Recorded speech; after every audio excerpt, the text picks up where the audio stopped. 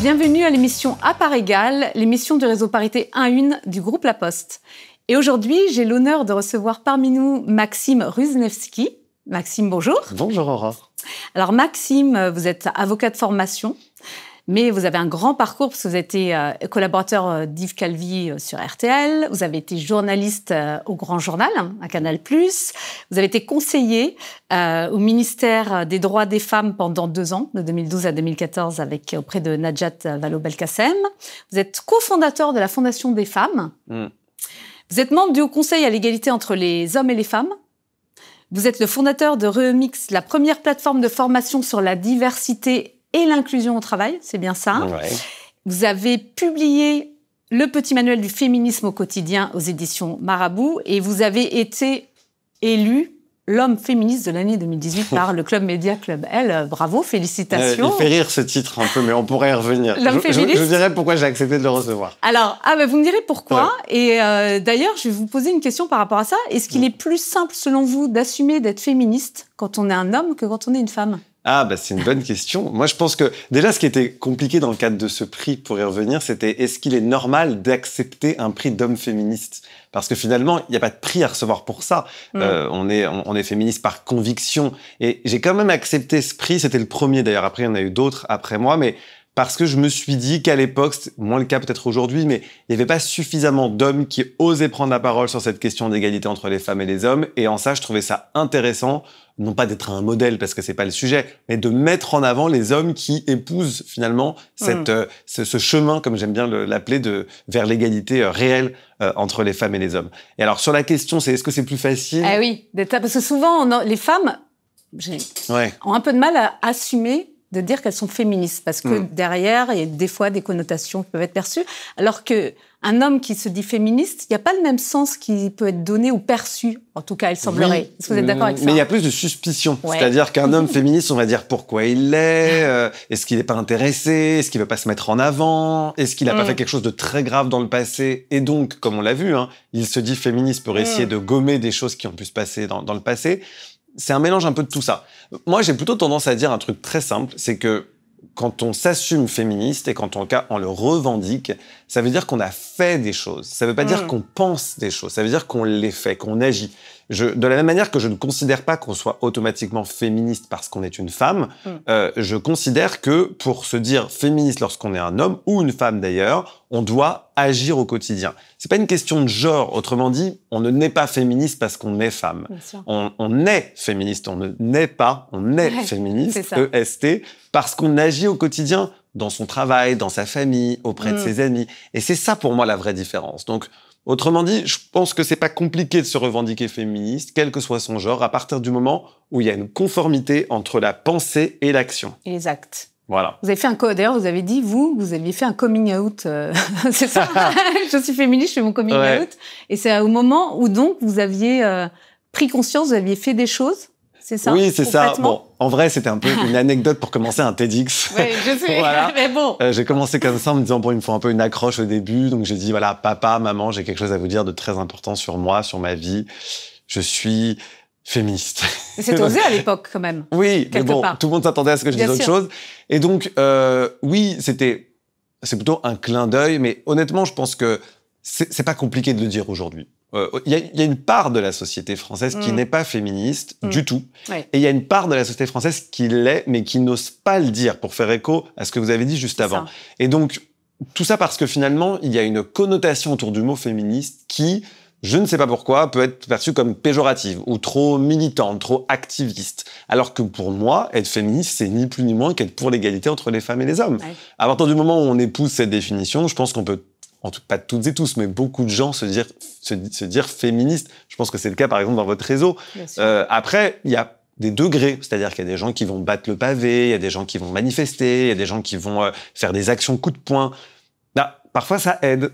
Ça aide pas toujours. Parfois, pour convaincre des gens un peu récalcitrants, c'est pas forcément les bonnes méthodes.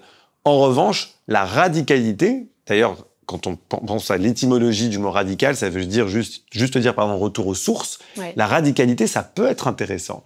Ça peut être utile. Aller dire, par exemple, aux femmes qui se sont battues pour le droit de vote ou pour l'avortement, qu'il fallait qu'elles restent gentiment chez elles. À l'époque, il n'y avait pas d'ordinateur. On n'aurait pas obtenu le droit de vote ni le droit pour l'avortement aujourd'hui. Donc, les actions coup de poing comme ça et les manifestations, c'est utile. Mais il faut aussi d'autres formes d'action. Et c'est pour ça que je pense que le mot féministe recouvre toute cette forme, toute cette pluralité d'actions, à partir du moment, encore une fois, où on fait quelque chose. Est-ce que vous pensez que tout ce qui est autour de la vague post-MeToo a changé le rapport entre les femmes et les hommes? Alors, incontestablement. Totalement, même. Ce week-end encore, j'étais avec des amis pour les 40 ans d'un de mes meilleurs amis. Et autour de la table, j'aime bien, vous savez, ce genre de week-end parce qu'il y a des gens qui ne pensent pas du tout la même chose. Et c'était compliqué.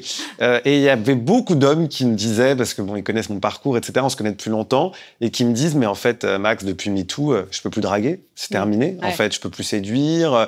Dès que je prends l'ascenseur, je le fais avec quelqu'un parce que j'ai peur qu'on m'accuse de harcèlement. Dès que je suis en réunion avec une collaboratrice, je laisse la porte ouverte. Donc, en fait, je ne fais pas partie de ceux qui disent que il n'y a pas eu de changement pour les hommes après MeToo. Je pense que le changement, il pourrait être encore plus spectaculaire, c'est-à-dire qu'on n'est pas du tout arrivé à l'égalité réelle, on le sait. En revanche, dans les comportements, dans la manière dont on est en société, dans les petites blagues qu'on fait à la machine à café, vous savez, au dîner de Noël, les hommes font plus attention et ça s'accompagne d'une sorte de questionnement, pour dire ça gentiment, de pas mal d'hommes qui se disent est-ce que j'ai encore le droit à la parole? Est-ce que j'ai le droit de séduire? Et je pense qu'à ces questions, il faut répondre avec beaucoup de pédagogie. Il faut pas être castrateur, faut pas dire oui, maintenant le gros porc c'est terminé parce que non, la majorité des hommes ne sont pas des gros porcs, c'est pas vrai. En revanche, ce qu'il faut expliquer, c'est que la manière de séduire, les codes de la séduction et ce qu'on s'autorisait par le passé, c'est en train de disparaître et c'est pas plus mal. Parce que moi, je pense que un renouvellement de la séduction, des codes de séduction, par exemple, comme au Canada, les femmes vont peut-être plus draguer qu'elles ne le faisaient auparavant. Dans les pays latins, c'est beaucoup les hommes qui prennent cette initiative. Moi, je pense que ça va amener des choses très positives. Donc, je fais vraiment partie de ceux qui voient le post-MeToo et la quête vers plus d'égalité comme quelque chose de très positif, y compris pour les hommes, qui peuvent se dire, parfois à raison, je suis en train de perdre des privilèges. Oui. Mais ce qu'il faut leur expliquer, j'aime pas le dire ce qu'il faut leur expliquer, je suis pas leur prof, mais je pense que le discours, en tout cas, à avoir, c'est de dire, vous n'allez rien perdre, et peut-être que certains privilèges vont évoluer, ce qui n'est pas pareil que d'en perdre, mais ça va forcément nous amener vers un monde meilleur. Ça, je trouve ça intéressant ce que vous dites, c'est parfois les hommes, on les entend, même nous, dans le groupe La Poste, en dehors, ont peur de perdre quelque chose. De perdre. Alors, est-ce qu'on parle de privilèges? Est-ce que vous pensez que quand on est un homme, on est d'emblée plus privilégié? Ou qu'est-ce qu'ils peuvent perdre? Qu'est-ce qu'ils peuvent gagner aussi? Alors, ça, c'est la question du moment. D'ailleurs, c'est marrant parce que à côté de Remix, je donne pas mal de conférences dans les entreprises et dans les organisations. Et celle qu'on me demande le plus depuis 2 ans, mais c'est un raz-de-marée, c'est sur ce qu'on appelle la gender fatigue. C'est ce phénomène-là. Tout le monde me dit « Ah oui, ça, je veux en parler ». Parce qu'effectivement, déjà, quand c'est un homme qui parle de ces sujets, ça aide un peu parce que ça permet pour les hommes dans la salle de... c'est bête à dire, mais un peu plus de s'identifier lorsque c'est un homme qui parle d'égalité femmes-hommes. Et donc, ce moment-là, ce moment de partage, parce qu'après, il y a vraiment un partage avec les gens, c'est vraiment autour de cette question du privilège. Et on l'interroge. Et c'est intéressant en 2024 de s'interroger pour répondre à votre question sur ce que c'est vraiment qu'un privilège. Je donne un exemple. Lorsque les hommes sont invités très fortement à aller chercher les enfants lorsqu'ils sont malades après l'école, à la place de leur conjointe, parce que c'est vrai que c'est elles qui, en général, font la plus grosse part du gâteau, et finalement, c'est un privilège. Parce que ce sont des moments qu'ils ne pourront plus jamais avoir avec leur fille ou leur fils, qui ne se rattrapent pas. Et je pense que beaucoup d'hommes, en tout cas de la nouvelle génération, se disent, mais finalement, et c'est vrai, quand on pense à ça, c'est assez vertigineux, dans 30 ans, 40 ans, mes enfants se rappelleront que j'ai été absent, mais par contre, personne ne se rappellera au travail que j'ai fait des heures sup. Et c'est vrai, je suis désolé de le dire, mais en fait, personne ne se rappellera de vous comme celui qui est resté jusqu'à 19h au bureau. Vous, ça va peut-être vous soulager, peut-être que c'est peut-être pour éviter d'ailleurs des tâches ménagères, j'en sais rien. Mais ce qui est sûr, c'est que personne ne se rappellera. En revanche, votre enfant, en bas âge, lui, elle, se rappellera que son père était moins présent. Donc je pense que s'interroger sur le privilège et surtout ce que c'est réellement qu'un privilège, c'est intéressant. Ouais. Ah, c'est intéressant, effectivement. C'est quoi un privilège? C'est inverse. Est-ce que c'est forcément gagner un 0 de plus sur sa fiche de paie? Je suis pas sûr de ça. De passer à côté de...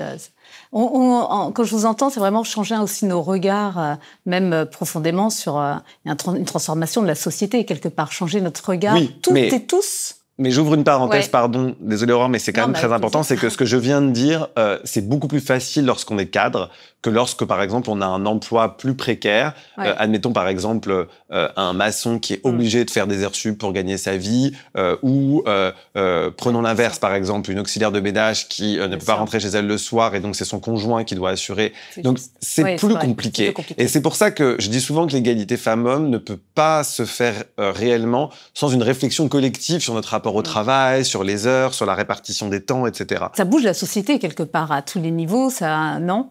Donc, oui, ça bouge, même, y compris même dans nos foyers. Dans nos foyers, même dans l'intime. Mais bien sûr, c'est-à-dire que MeToo, c'est intéressant d'ailleurs, parce que MeToo, c'est venu du cinéma. Donc, en fait, quand la déferlante MeToo est arrivée, je pense que beaucoup de gens se sont dit « Ouh là là, c'est le cinoche, c'est Hollywood, c'est loin, c'est les paillettes, etc. » Et en fait, c'est venu complètement comme un effet, boule de neige, quoi. Et ça a tout renversé. Et d'ailleurs, j'insiste vraiment sur le fait qu'il faut faire preuve de pédagogie, parce que quand c'est mal fait, ça peut être contre-productif. La puissance que Donald Trump a dans la société américaine par rapport à ce qu'il véhicule en termes de valeurs d'égalité femmes-hommes, je ne viens pas faire de la politique, mais sur l'égalité femmes-hommes, on ne peut pas dire que Trump épouse la cause féministe, ce serait vraiment mentir. Ça doit poser question. Le fait qu'il y ait autant de jeunes hommes qui votent Trump, ou encore beaucoup de femmes, ça veut forcément dire quelque chose. Et ça, j'insiste vraiment sur quelque chose qu'on aurait raté collectivement, sur comment on peut expliquer de la manière la plus inclusive, de manière la plus positive, l'égalité entre les femmes et les hommes, et sans que les gens se sentent oppressés, émasculés. Enfin, j'entends des choses complètement dingues sur on n'est plus des hommes, on va transformer les filles en garçons, on est castrés. En fait, c'est rien de tout ça, le féminisme. Mais ça oblige celles et ceux qui prennent la parole, comme là on est en train de le faire aujourd'hui, à vraiment faire preuve de pédagogie et ne pas balayer d'un revers de main celles et ceux qui vont nous dire « Ah, moi je suis pas féministe, de toute façon je supporte pas ces combats, c'était mieux avant », enfin voilà. Voilà. Si on nous oppose ces arguments, il y a deux écoles. Soit on réagit de manière très virulente et on les perd, soit on essaie de comprendre d'où viennent ces craintes. Et je donne un dernier exemple pour terminer, j'en parle dans mon livre, j'aime bien cet exemple, c'est l'exemple des tâches ménagères. Si demain, vous en avez marre de ramasser les chaussettes sales de votre conjoint ou de laver le sol pour la 15e fois du mois alors que lui n'a rien fait, je pense que si vous créez une énième embrouille avec lui, je doute qu'à un moment donné, il vous regarde en vous disant « Ah mais oui, chérie, t'as raison, en fait, je suis vraiment complètement abruti, j'ai pas fait la serpillière depuis 3 semaines, alors qu'il vient de se faire hurler dessus. » En fait, cette scène n'arrivera jamais. Je vous le dis, parce que j'en parle beaucoup avec mes amis, ça n'arrivera jamais. En revanche, si on change, et je sais que c'est pas évident, parce que parfois on a envie d'exploser, mais si on change la manière dont on s'adresse à l'autre, avec beaucoup plus parfois même d'ironie, d'humour ou de calme, si on inclut par exemple aussi les enfants dans la répartition des tâches ménagères dans la maison, si on les objective, c'est-à-dire que si on quantifie ce que fait chacune et chacun, il n'y a plus trop de place à l'embrouille. En tout cas, on peut, mais là, c'est compliqué de la part de celui ou de celle qui est de mauvaise foi, parce que quand on objectifie les choses, on arrive vraiment à plus de résultats. Est-ce que l'éducation aussi, je crois que vous êtes très sensible à ça, l'éducation a un rôle à jouer. Il y a l'intime, il y a dans la maison, il y a dans le foyer, mais parfois, dans le foyer, c'est pas toujours évident non plus. Est-ce qu'il faut aller à la source auprès des plus jeunes? Ça se prépare tout petit? Bien sûr, c'est même... il n'y a pas beaucoup de leviers, finalement, pour faire l'égalité. Il y a la culture, évidemment, pour y revenir, qui est hyper importante. Il y a l'entreprise, la formation. Moi, j'en ai fait mon travail.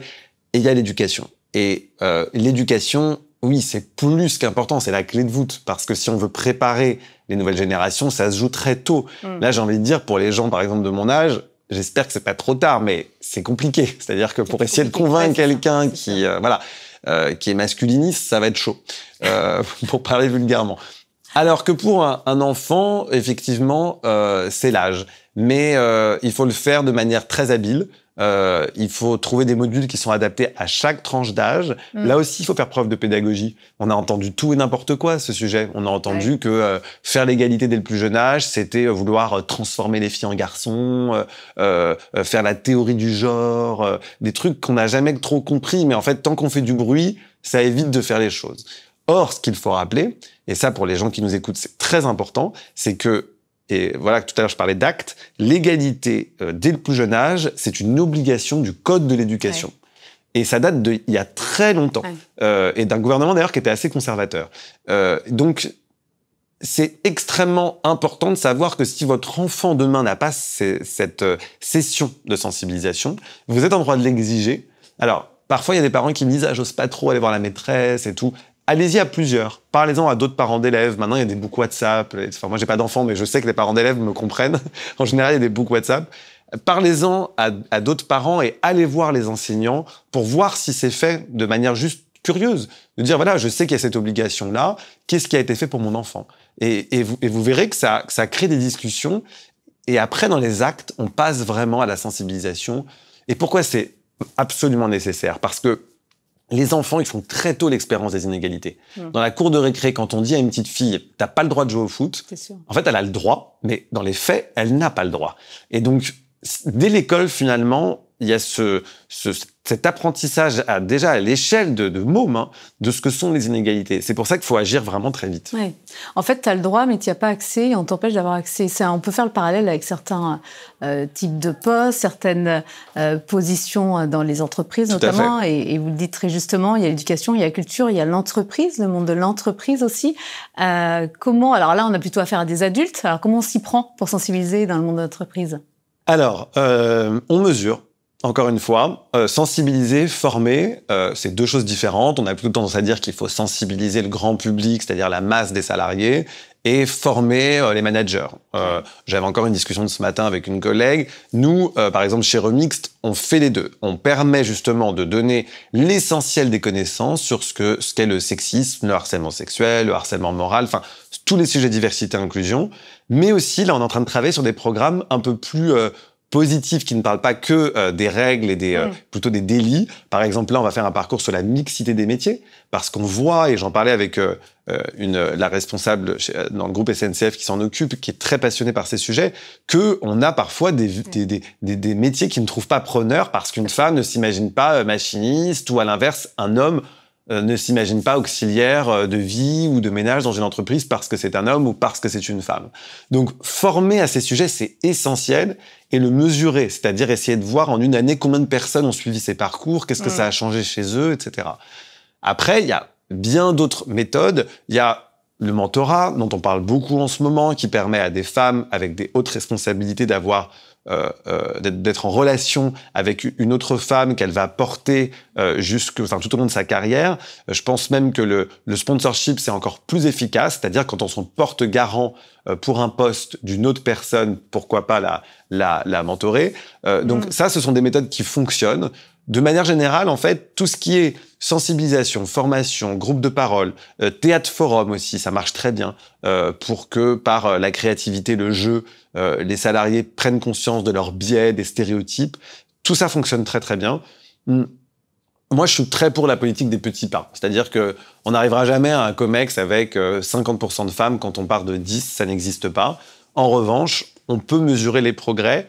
Et on a vu qu'il y avait des progrès. Oui. Souvent grâce à la loi, il faut le dire. Sans la loi, ça aurait été moins vite. Mais il y a des progrès sur la parité, pas dans tous les groupes, mais ça commence à faire son chemin. Oui. Nous, on a un réseau parité, on a des hommes et des femmes, d'ailleurs, ça s'appelle Parité. Il y a on emmène les hommes, c'est important. Donc, c'était important pour nous aussi d'avoir votre témoignage, parce qu'il y a des hommes vraiment qui sont très engagés. Mais comment on fait quand même concrètement quand il y a des filières où on a des problématiques nous, dans le numérique, dans le SI, dans la logistique, et quand les femmes se sentent en minorité, on sait qu'elles ont, enfin toutes les minorités d'ailleurs, quand il y a moins de 30%, me semble-t-il, de personnes d'une communauté, elle a du mal à se sentir à l'aise, etc. Donc être à la haute autorité, l'égalité entre les femmes et les hommes, c'est des choses que vous percevez bien. Comment on arrive à faire ces changements profonds? Parce qu'effectivement, moi, je l'entends souvent, on me dit oui, d'accord, mais j'en vois pas, et quand j'en ai, elles se sentent pas à l'aise et donc elles partent. Alors, on peut pas. Alors, il y a deux cas de figure.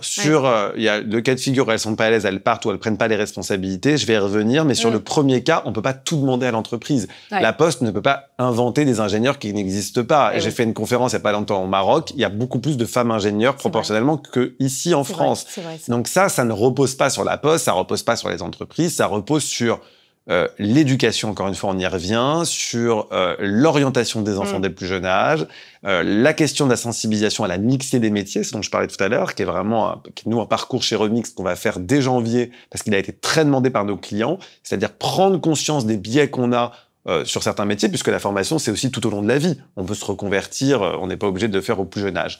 Donc cette question-là, elle repose davantage finalement sur les pouvoirs publics, sur les écoles et sur les familles, parce que ça marche aussi en famille. Hein, quand on dit à sa fille « Oh non, je te vois beaucoup plus faire des lettres, ça te correspond beaucoup mieux », bah non, en fait. Vous savez, c'est l'anecdote de la petite fille qui joue avec un avion dans un magasin de jouets, et la vendeuse lui dit « Oh, t'es trop mignonne, tu veux devenir hôtesse de l'air ?» Et elle la regarde, elle lui dit « Bah non, je veux être pilote. » Et donc, je pense, j'adore cette blague, parce qu'elle dit vraiment la réalité de nos stéréotypes. Et après, il y a la question de ce que peut faire l'entreprise. Et effectivement, c'est compliqué parce que vous avez cité une ministre pour qui j'ai travaillé. Elle avait proposé que à des femmes d'être poste d'inspecteur de l'éducation nationale. Et elle n'avait eu que des refus. Alors qu'elle m'a dit, si j'avais envoyé les mêmes invitations à des hommes, je n'aurais eu que des oui. Et il y a plusieurs freins. Il y a l'autocensure, il y a le fait que c'est moi qui m'occupe encore des enfants, donc si je rentre trop tard, ça va pas le faire. Donc on voit finalement que tout se tient et que sans les hommes, effectivement, qui prennent leur part dans ce combat pour l'égalité, ça va être très compliqué d'y arriver toute seule. Mais il y a quand même même si les femmes, très souvent, sont armées pour y arriver. Mais ce que je veux dire, c'est que comme les hommes détiennent encore les postes à responsabilité dans les entreprises, de manière majoritaire, hein, c'est factuel, on a besoin d'eux aussi, justement, pour inciter vraiment les femmes à prendre ces postes. Et alors, je donne un exemple très concret à mettre en œuvre, parce que j'ai une amie qui est très féministe, qui dirige une très grande compagnie d'assurance, qui s'appelle Valentine. Je lui enverrai le podcast pour qu'elle nous écoute. Elle sera contente parce qu'elle m'a raconté ça la semaine dernière. Valentine. Et on salue Valentine. Et elle a beaucoup de salariés. Et elle me disait, pareil, même problème. Les femmes ne veulent pas prendre les postes. Et alors, ce qu'elle a fait, je trouve ça hyper intelligent. Elle leur dit, prenez-le. Je vous paye de toute façon à ce poste de responsabilité. Et si vous le prenez pas... Non, pardon. Gardez votre poste actuel. Commencez à prendre le poste suivant. Et si finalement vous considérez que vous êtes faite pour ce poste, je vous paierai rétroactivement comme si vous y aviez été manager depuis le début. Comme ça met pas la pression. Parce qu'en fait, sans faire, on est toujours dans le fantasme de « je n'y arriverai pas ». Et finalement, petit à petit, quand on prend ce poste de manager, on se rend compte que ok, je suis capable de le faire, je sais gérer, peut-être même que je gère mieux mon temps que d'autres avant moi. Je fais peut-être moins de présentéisme, mais j'assure autant dans mes tâches. Mais après, il y a aussi un devoir de la part des CEO, des grands patrons, de laisser une chance aux femmes qui peut-être managent différemment des hommes. Oui. Là, je pense par exemple à une autre amie qui a dû quitter son poste de CEO précipitamment parce que vraiment, on lui a pas fait confiance au bout de très peu de temps. Et c'était juste une autre manière de manager. Donc, faut aussi changer nos codes pour permettre à des personnes qui n'ont pas forcément accès au poste à responsabilité jusqu'à maintenant, de l'exercer et de voir les résultats. Et d'ailleurs, souvent, on voit, c'est même montré dans les études, que les femmes sont des meilleures gestionnaires. Ça, c'est une étude de genre, par exemple, qui est intéressante, qu'elles dépensent de manière plus pragmatique, qu'il y a moins de failles d'entreprise. Donc, c'est vraiment gagnant-gagnant, finalement. D'accord. Alors, Maxime, vous avez parlé de sponsoring, de mentorat. Est-ce que vous avez des rôles modèles, par exemple, des femmes ou des hommes Ah oui, alors c'est forcément des gens que je côtoie ou ça peut être des... Qui vous voulez. Moi, par exemple, j'ai un rôle modèle dans la vie. Dès que je vais pas bien, je pense à elle. C'est Malala, donc prix Nobel de la paix. Vous savez, cette militante très jeune qui a été laissée pour morte par les talibans parce qu'elle se battait pour l'éducation des petites filles dans son pays. Vous voyez, là j'en parle, j'ai la chair de poule. En fait, Malala, dès que je pense à mon combat, dès que je pense, j'aime pas le mot combat parce qu'il peut paraître un peu clivant, mais à mon engagement, voilà. Et pourquoi je fais tout ça? Je pense à elle. Et surtout, dès que je me plains, je pense à elle. Parce que je me dis, alors, elle est pakistanaise, mais je crois que c'est en Afghanistan qu'elle a été laissée pour morte. Elle a continué à se battre. elle a été profondément aussi physiquement, dans son intégrité, atteinte par évidemment cette attaque. Bien sûr. Et elle continue, elle a eu le prix Nobel et elle lâche rien. Donc, ouais, quel courage. Évidemment, moi, c'est vraiment mon modèle. Après, des gens qui m'inspirent, mais il y en a plein, évidemment, dans mes lectures. J'adore lire et relire Bell Hooks, par exemple, qui est cette écrivaine, autrice militante noire américaine qui nous a quittés il n'y a pas très longtemps. Et donc, ces livres, je vous invite vraiment à les lire, comme La volonté de changer, qui nous donnent vraiment cette idée que les hommes aussi font partie du chemin vers l'égalité et qu'il faut les inclure et les aimer, tout simplement. Bien sûr. Ça paraît banal, mais voilà, il faut aimer tout le monde enfin tout le monde. On va dire celles et ceux qui épousent nos thèses ou pas d'ailleurs, mais qui sont aptes à changer et à continuer ce travail. Donc voilà, Bell Hooks en fait partie aussi. Et puis sinon, oui, vous avez rappelé que je suis juriste de formation, donc des personnes comme Gisèle Halimi, évidemment, pour moi, sont très inspirantes. Ou Simone Veil. En fait, de manière générale, ce sont ces femmes ou ces hommes aussi, puisqu'il y en a, qui vraiment n'ont rien lâché. Parce que c'est ça qui est dur dans la vie, c'est que quand on a un genou à terre, on pourrait se dire « Waouh, là c'est trop dur, j'arrête ». Et on voit bien que l'histoire, que les grandes femmes et les grands hommes de l'histoire sont celles et ceux qui n'ont pas décidé d'arrêter justement au premier échec. Ça paraît très banal ce que je dis, mais moi c'est vraiment ces gens-là qui m'inspirent. Bien sûr. Et effectivement, c'est très inspirant. Et on le voit encore aujourd'hui, à l'international c'est compliqué. Et on a toujours des femmes aussi inconnues qui parfois font des preuves vraiment d'actes courageux et qui se battent au risque de leur vie, ce qu'on n'a pas effectivement en France. On a cette chance, mais bien sûr. Évidemment. Aux États-Unis, il y a des femmes qui meurent parce qu'elles ne peuvent plus avorter. Enfin, si on nous avait dit ça il y a 30 ans, personne ne l'aurait cru. Mais personne. C'est fou. Et c'est de nouveau là en 2024. Donc, en fait, ça montre à quel point sur l'égalité femmes-hommes, et ça, c'est très important. Vraiment, d'ailleurs, si les gens qui nous écoutent ne pouvaient retenir que cette phrase-là, vraiment, il faut se dire que chaque acte du quotidien compte.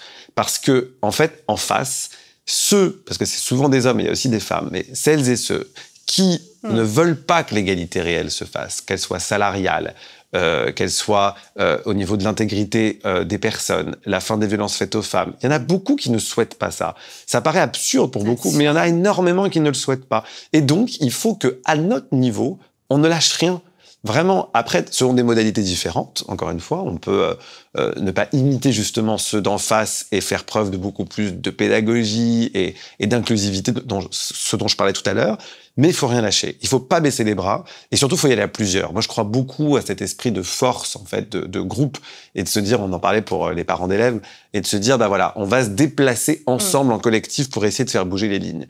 Parce que, comme le disait la ministre pour qui j'ai travaillé, et je crois qu'elle-même le tenait d'illustre autrice sur le sujet, en matière de droits des femmes, quand on ne se bat pas, on stagne pas, on n'avance pas, on recule. Donc le fait de ne pas faire nous fait faire un pas en arrière. Et c'est vraiment ce qui s'est passé aux États-Unis. Il faut toujours être en alerte, en veille, être actif. Ce qu'on essaye de faire, nous, à La Poste, au réseau Parité, avec les hommes et les femmes du groupe, avec cette émission, par exemple, et avec des personnalités comme vous, qui nous font réfléchir, avancer. Donc, un grand merci, Maxime, merci à vous, Aurore, pour cet échange. Merci de l'invitation. C'est un réel plaisir. Et puis, je vous donne rendez-vous le mois prochain pour un prochain épisode d'À part égale. Merci, Maxime. Merci, Aurore.